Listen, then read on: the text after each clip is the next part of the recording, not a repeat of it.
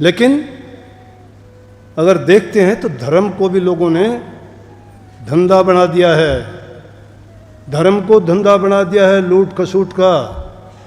लोगों को बहका के फुसला के उल्टे सीधे बातें सिखा के और उनसे लूटते हैं, ठगते आप हैं। सभी को प्यार भरी राधा स्वामी जी। देखिए, जो आज का सत्संग का विषय है उसमें महाराज ने बताया कि जो आजकल अधिकतर गुरु है उन्होंने धर्म को धंधा बना लिया है। उन्होंने लोगों के दिल में इतना भय भर दिया है कि लोग सच्चाई से भटक गए हैं और बुराई की तरफ चल पड़े हैं, अंधविश्वासों में चल पड़े हैं। गुरु महाराज जी ने बताया कि अगर हमें इन सब चीज़ों से दूर रहना है तो हमें सच्चे सतगुरु की शरण लेनी चाहिए। सच्चा सतगुरु हमारे जीवन को सार्थक बनाएगा, हमारे जीवन में रोशनी भर देगा और हमारे जीवन का कल्याण कर देगा। और साथ ही महाराज जी ने बताया कि सत्संग में जाते हो तो गुरुओं के वचनों को ही मानो। गुरुओं के वचनों को मानोगे तो आपका जीवन सार्थक बनेगा, आपके जीवन में सुख शांति और धन आएगा और आपके परिवार से दुखों का हमेशा हमेशा के लिए खात्मा हो जाएगा। और साथ ही महाराज जी ने बताया कि हम किस तरह भक्ति कर सकते हैं और किस तरह भक्ति मार्ग पर चल सकते हैं। तो चलिए आपका कीमती समय सत्संग को शुरू करते हैं। कृपया सत्संग को पूरा सुनकर पुण्य भागीदार अवश्य बनिए। राधा स्वामी। ये गुरु का बताया हुआ मार्ग है, उस मार्ग पे जो चलता है वही जीत जाता है। लेकिन जो मार्ग से भटक जाता है ना, उसको उठाने वाला कोई नहीं। इंसान अपनी नींद सोता है, उसको जगाने वाले हैं। अगर जंगल में आग लग जाए उसको भी बुझाने वाले हैं, लेकिन नज़रों से जो गिर जाए उसको उठाने वाला नहीं। ठोकर खा के गिर जाता है उसको उठा लेगा, कोई उठा लेगा, लेकिन जो नज़रों से गिर जाता है उसको कौन उठाएगा? वो हृदय से गिर गया, नहीं उठा सकता उसको कोई भी। आग लग जाती है, कोई ना कोई बुझाएगा, लेकिन जिसके हृदय में आग लगी उसको कौन बुझा देगा? दूसरा। नींद की सो जाते हो, कोई ना कोई जगा देगा आपको, लेकिन जो मौत की नींद सो जाता है उसको जगाने वाला कोई नहीं होगा।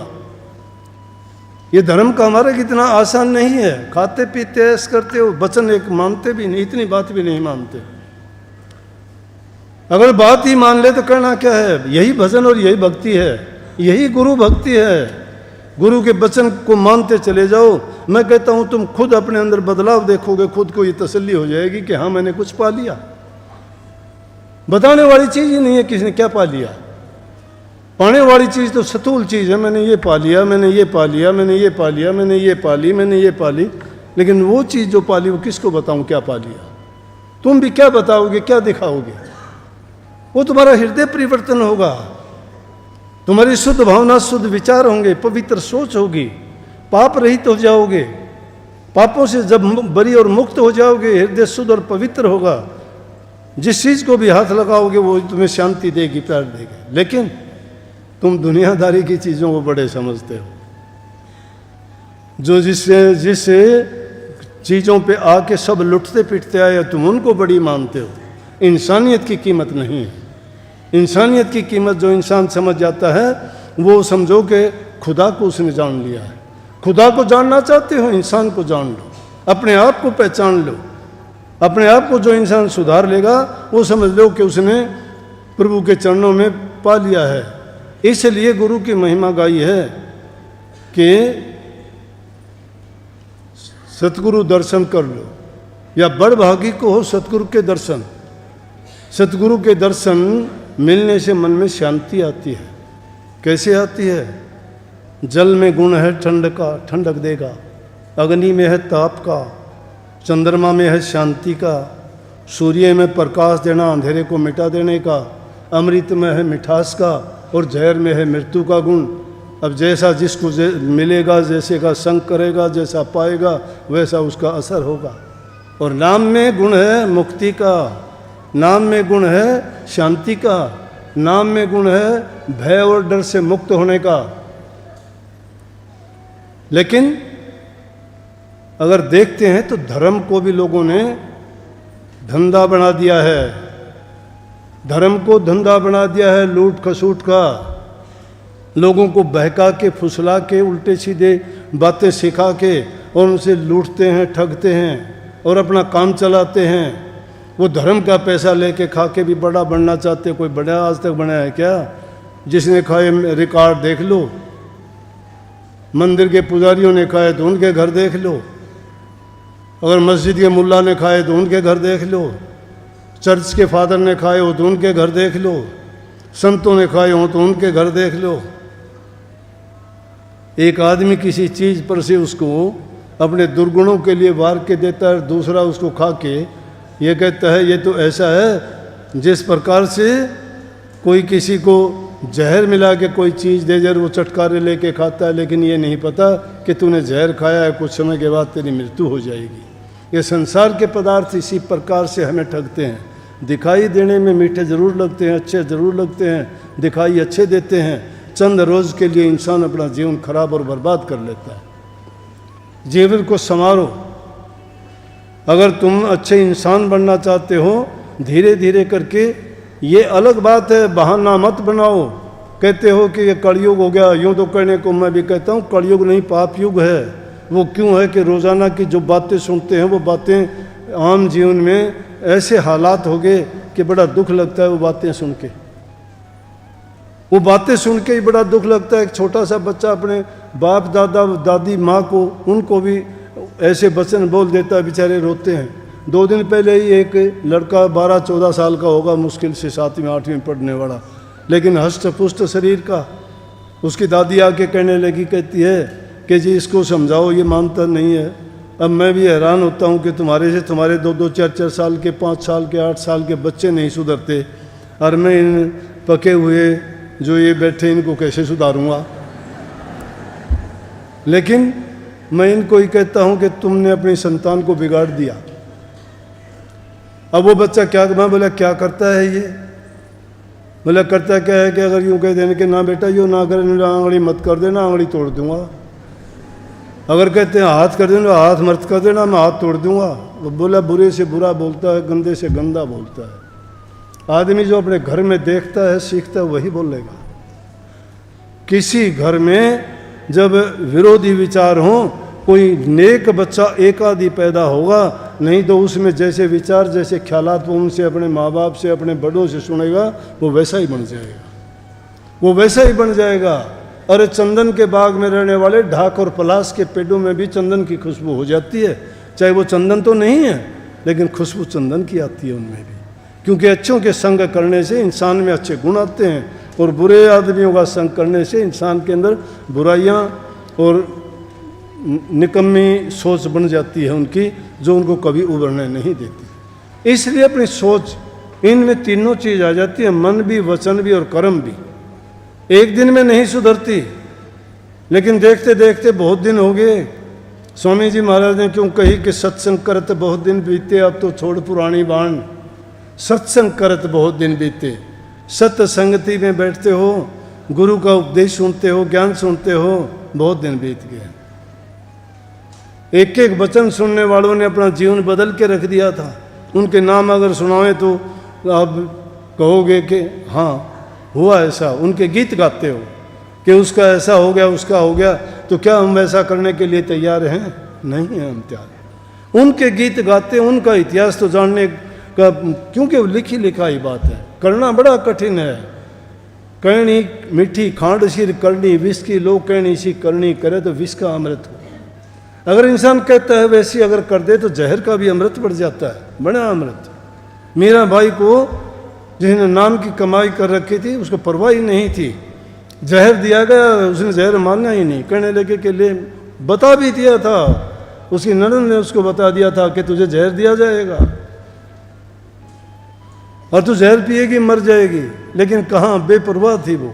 कहने लगी मैं नहीं मरने वाली, कुछ भी दे दे मुझे, जहर नहीं, मुझे वो अमृत करके दे रहे हैं, मैं अमृत करके उसको पी रही हूँ। उसके हृदय में नाम समाया हुआ था, जहर ने भी काम नहीं किया। स्वामी दयानंद जी को कितनी बार जहर दिया गया? 11, 12 बार, 14 बार, गिनती नहीं। इतनी बार शीशा पिलाया गया उनको, जहर दिया गया, लेकिन नहीं असर किया।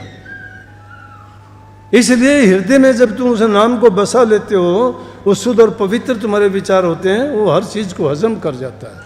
लेकिन वो हजम करना पहले बाहर से सीखोगे, तभी अंतर में आपको आएगा। वो कभी सोचते हो कि देखा देखी का खेल नहीं है, करनी करनी सीखो।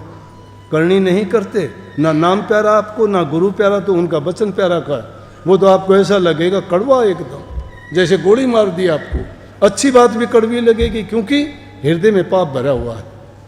नहीं तो संतों के वचन तो ये है कि मेरे सतगुरु सेल समान बाण मेरा मारा है, बाण मेरा मारा है, सेल के समान बाण मारा, किसका? वचन का। हमारा बाण शुद्ध बुद्ध भूल जाते हैं सारे। डॉक्टर वैद्य हकीम का इलाज नहीं है, वो गुरु के पास इलाज है। शब्द का बाण लगा है, और जिसके शब्द का बाण लगता है उसके होशो हवास खो जाते हैं।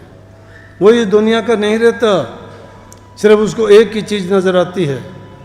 लेकिन हम तो दुनिया को तो सत्य मानते हैं, सत्संग और गुरु को मिथ्या मानते हैं, इसलिए हमारी हालत बिगड़ गई। अगर गुरु को और गुरु के वचन को सत्य मानते हैं ना, तो दुनिया हमें मिथ्या नज़र आती। इसीलिए मैंने वो शब्द लिखा है, झूठा है संसार सारा। किससे क्या यारी है बोलिए ना? कोई है भाई बंधु मित्र तुम्हारा? ये सब साथी मतलब के हैं, इनका मतलब पूरा होता है सारे सही हैं, नहीं तो जाओगे उस दिन तुम्हारे साथ कोई नहीं जाएगा। ये तो जब तो यूँ कहेंगे जल्दी उठा लो उसको, शमशान तक के साथी हैं ये। कोई साथी नहीं किसी का तुम्हारे कर्मों ने साथ देना है। नेक कर्म करोगे तो वो तुम्हारे साथ जाएंगे। इस जिंदगी में तुम चले जाओगे, तुम्हारी प्रकृति रहेगी अच्छे काम करने वालों की। दुष्ट काम करने वाला जिंदा होते हुए भी मुर्दा होता है, लोग उस पर थूकते हैं, सामने नहीं पीछे से थूकते हैं। उस इंसान का जिंदा रहना भी क्या है? जिस इंसान के चोले में आके जिसने नेकी नहीं कमाई, नेक कर्म नहीं किए, अपने जीवन को सफल नहीं बनाया, तो धिक्कार है ऐसे जीवन को, वो जिए ना जिए। फिर तो गधे जैसे हैं। गधा अगर परमात्मा से शिकायत करे कि सबको पूछते हैं किसी न किसी रूप में, मुझे कोई क्यों नहीं पूछता, वो अगर कह दे मुझे कोई क्यों नहीं पूछता, तो जो ऐसे गुण गधे जैसे अपनाता है उसको कौन पूछेगा भाई? अच्छे गुण अपनाओ, गुरु भक्त बनो, गुरु के वचन में चलो, अच्छे काम तुम्हारे होंगे, जीवन तुम्हारा सुधरेगा, भलाई तुम्हें मिलेगी। गुरु का तो कुछ भी नहीं लेना देना। गुरु को क्या दे दोगे बताओ? गुरु के तो इतने साथी तो जरूर हो कि भाई गुरु मिला, सारी चीज़ें मिल गई, अब गुरु जी की ज़रूरत ही नहीं है। भोजन वस्त्र धन मिल जाता, लोग करें सत्कारा, ये गुरु जी क्या न चाहिए मेरे बाकार है। बात से तो न्यू गए, ये चिमटा ठार तुम्बा ठाए चोर ना बनो। गुरु के बन के रहोगे तो ये चीज़, गुरु के संग से तुम्हें ये चीज़ें मिली हैं। एक आदमी मिट्टी छानता था, मिट्टी छानते छानते उसको लाल मिल गया। लाल मिल गया तो उसके बाद भी मिट्टी छानता रहा, लाल तो 9 करोड़ का होता है।